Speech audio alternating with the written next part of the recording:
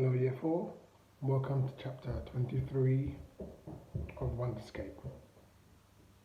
The small driver's cab of the Menlo Express was unusual in that it contained no actual driving controls.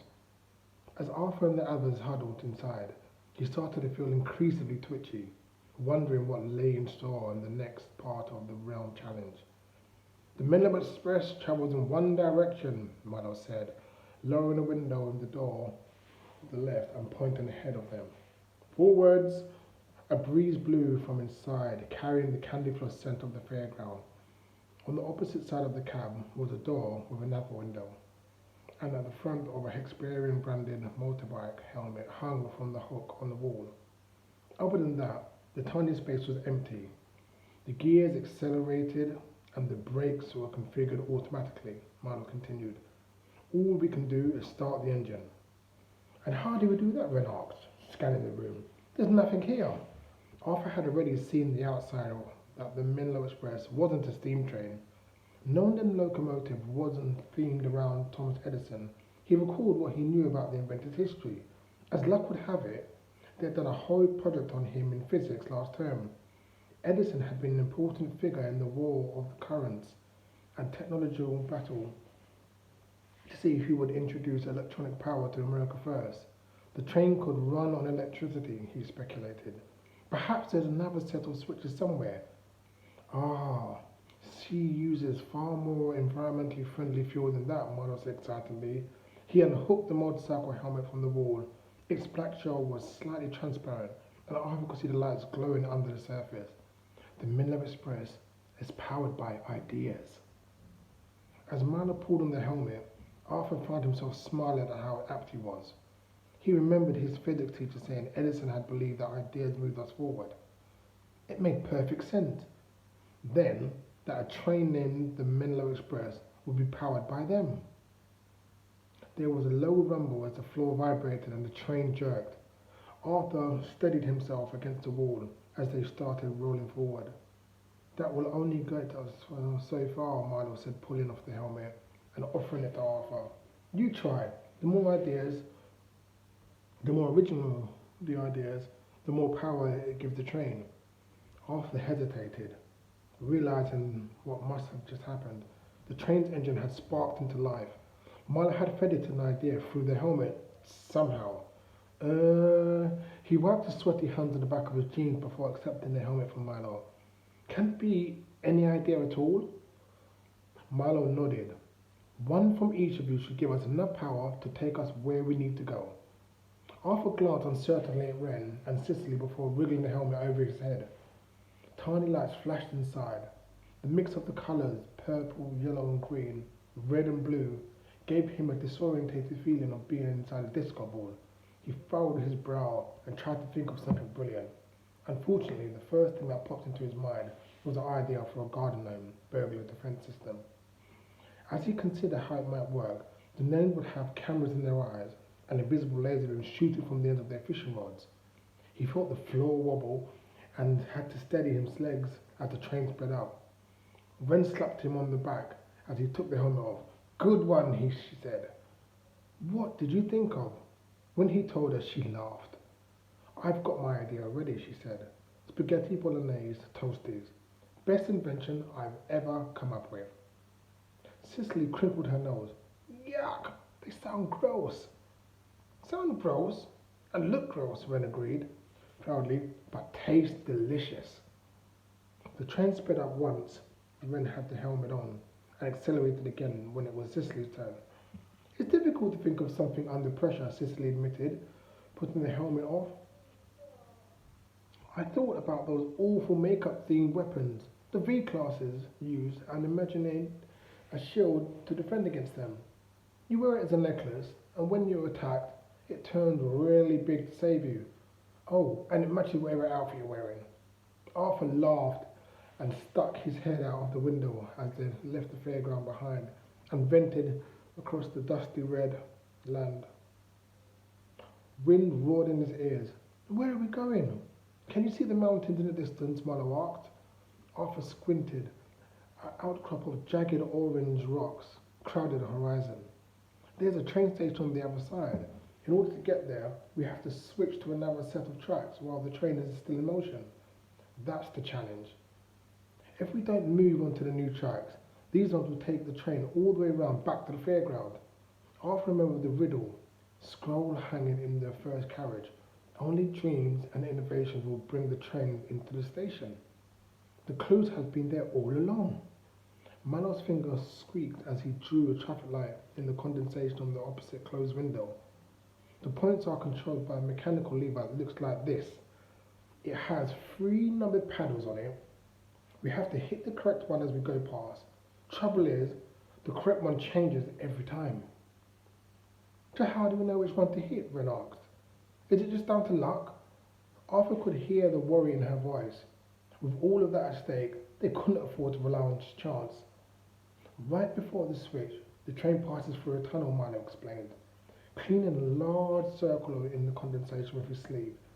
3 numbers appear on the walls of the tunnel, and at the exact same moment added together, they give you a number of the paddle we need to hit. Arthur puzzled it through logically. So one of us should remain here at the front of the train, ready to hit the paddle. The other 3 will need to be positioned alongside the train in different points in order to see the numbers.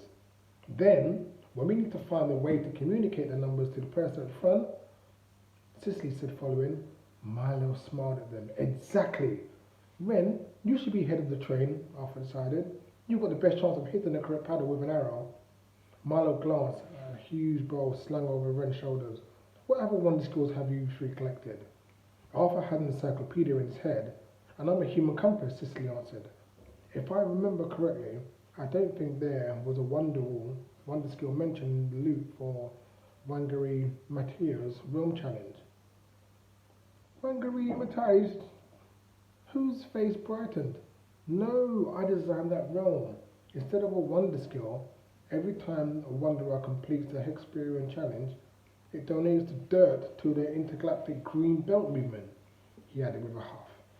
Tiberian only allowed it because Valeriera said it would be good for PR. Arthur liked the idea.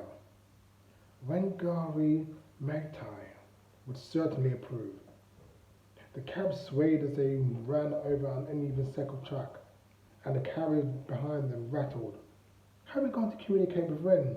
It's too noisy for us to shout out the window, Arthur noted. I've had years to design a solution to that, Milo said. Come back inside and I'll show you. Arthur was expecting something high-tech, maybe involving holograms or nanoparticles. What he got was rubber ducks.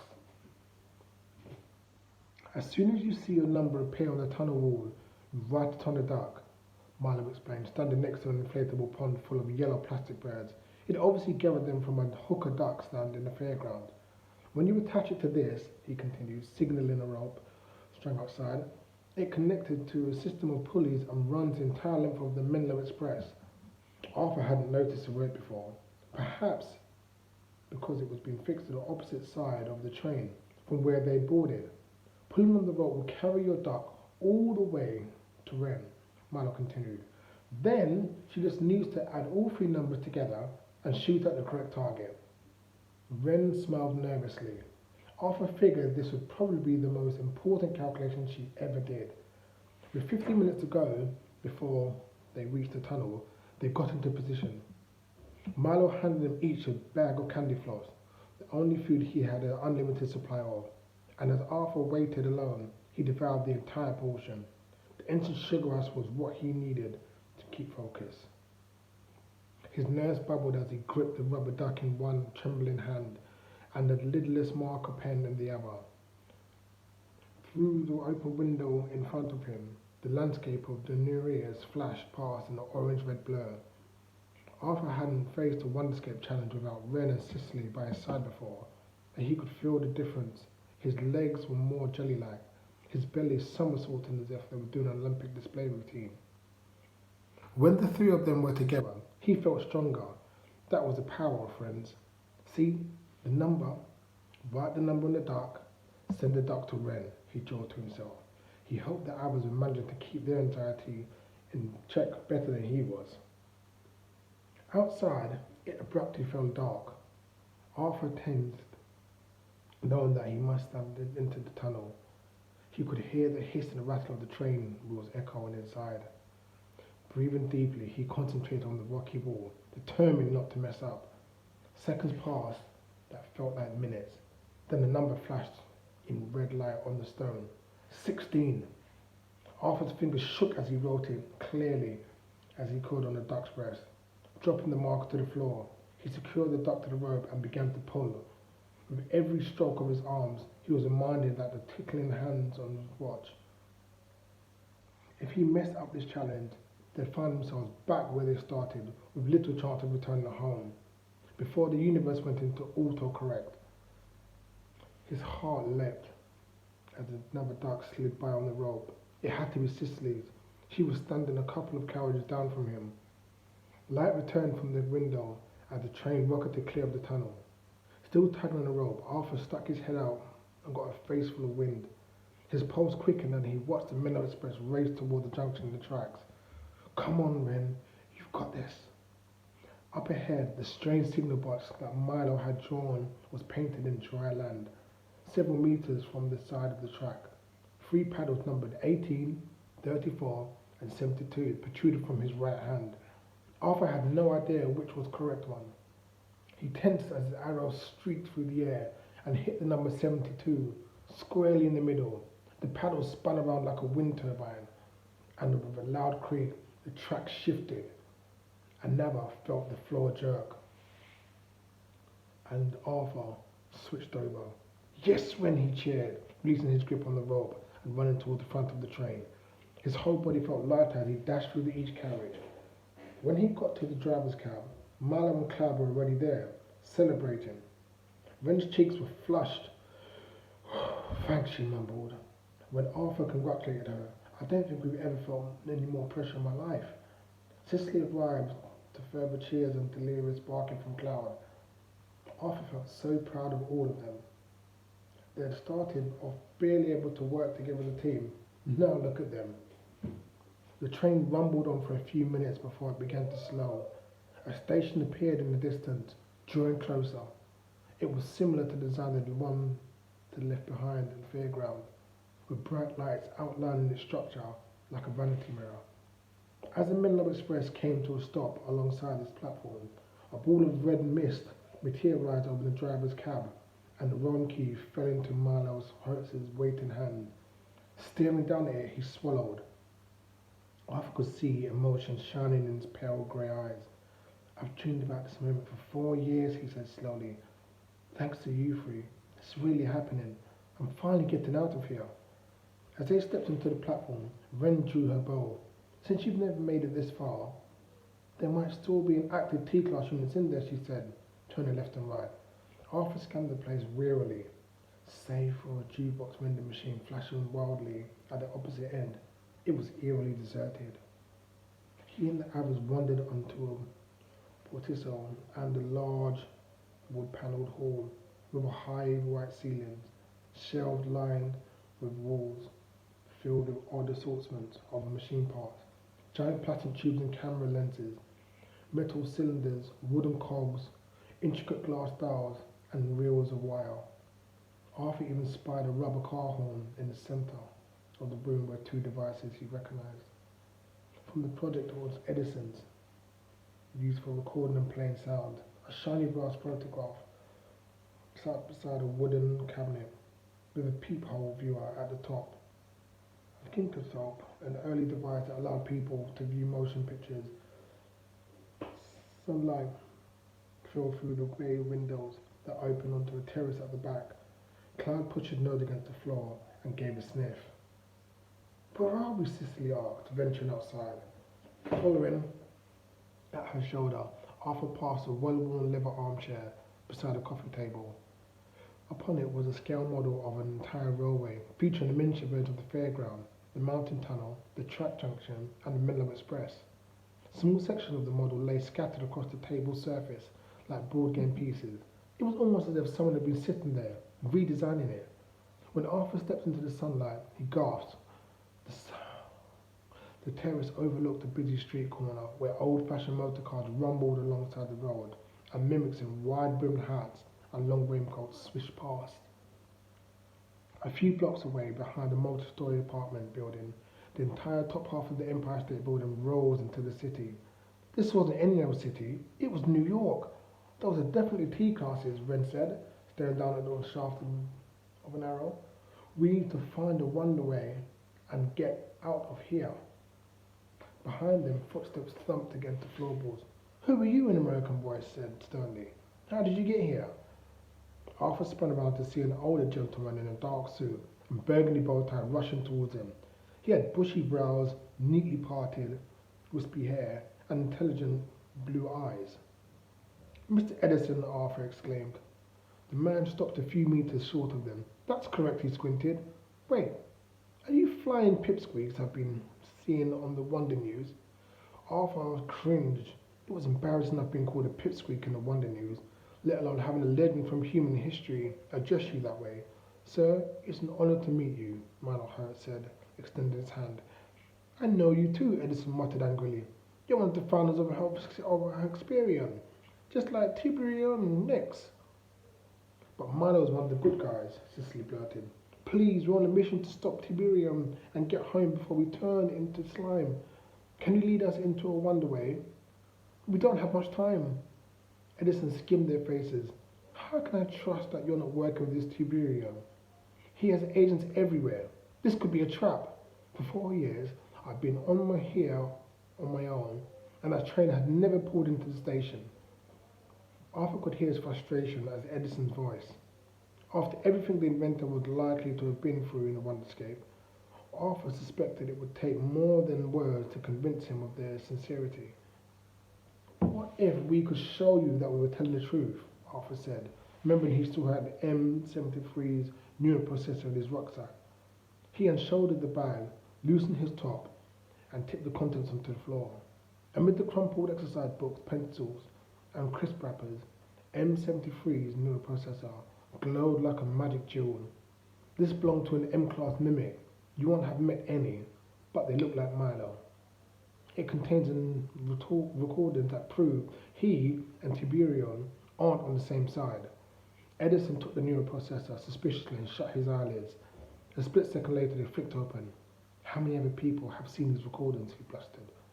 Arthur deduced from his reaction that mimics weren't able to view the memories at a faster speed than humans. Nobody yet. That doesn't mean we're on our own. We're all heroes we've met so far, have been fighting Experian in their own way. Cicely glanced at her feet. One of them even sacrificed himself to get us this far. She admitted sadly, and Wangari Maathai, the last hero we met, she's the leader of an activist group that was set up to help Milo escape. Arthur briefly remembered that Wangari's team, if they successfully managed to leave their own realms, would have found themselves in the wrong realm to save Milo.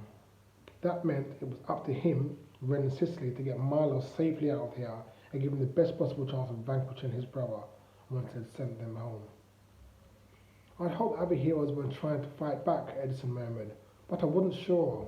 Everything I'd heard about Wonderscape I'd learned, and everything I'd learned from the Wonder News, or from my own private study, his brows drew tightly. Follow me. He returned the M73 neuroprocessor to Milo and led them through a set of double doors into the dining hall. Standing in the middle of the floor was a gloomy black wonderway frame, surrounded by a mass of tangled wires and small copper pipes and metal coils, all connected to some sort of wooden switchboard, set up on the nearby table. You'll have to excuse the mess, Edison said, stepping carefully over a length of insulated cable. I've been experimenting. Milo scrutinized the equipment. This looks like some sort of communication device. Mr. Edison nodded. I've been developing a machine that will transmit Morse code through a wonderway in order to communicate with other heroes. Does it work? Arthur questioned, marveling at Edison's resourcefulness and ingenuity. If it did, he had an idea how he might help them. Theoretically, yes, the inventor replied, but I don't know for sure until after we've left. When you insert your realm key into the wonderway, it should be like turning into an ignition in your motor car. My device will harness the power of the wonderway's engine in order to fuel itself. Remarkable, Milo commented, poring over the switchboard. And you've used a non-conductive buffer to counter the electromagnetic pulse. Such a neat solution, he explained to the others.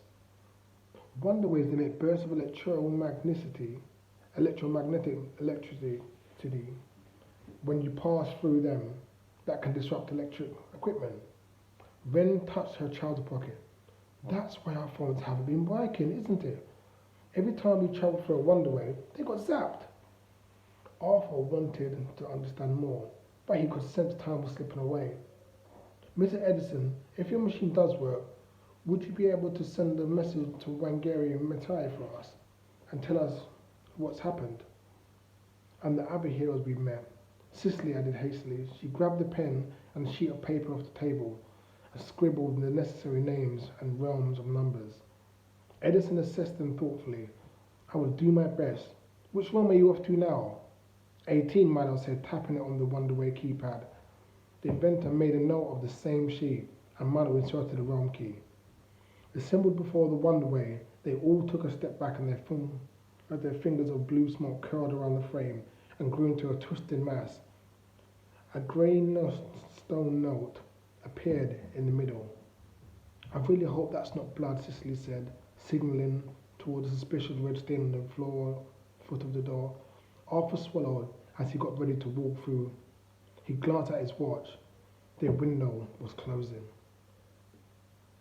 Chapter 24, coming soon.